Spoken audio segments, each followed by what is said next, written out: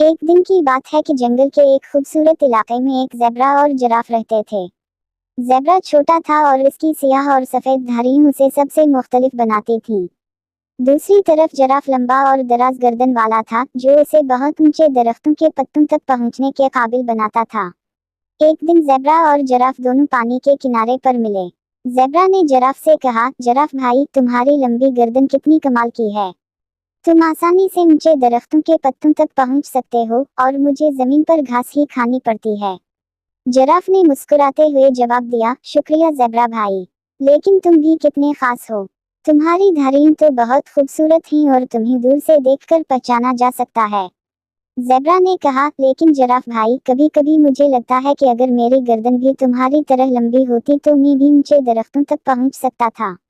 Giraffe ने नरमी से कहा, हर जानवर की अपनी खूबियां होती हैं ज़ेब्रा भाई। अगर तुम्हारी गर्दन लंबी होती तो तुम भागने में इतने तेज ना होते जितना अब हो।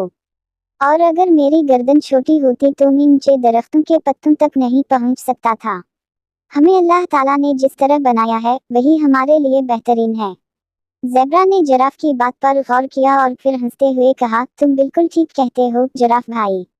हमें अपनी खूबियों पर फख्र करना चाहिए और अपने आप को वैसा ही कबूल करना चाहिए जैसा हम हैं। इसके बाद ज़ेब्रा और जिराफ गहरे दोस्त बन गए और हमेशा एक दूसरे की खूबियों की तारीफ करते थे। वो दोनों जंगल में खुशी खुशी रहते और एक दूसरे के साथ वक्त गुजारने का मजा लेते। कहानी का सबक, हर किसी की अपनी इनफरादियत होती है और हमें अपनी और दूसरों की खूबियों को तस्लीम करना चाहिए।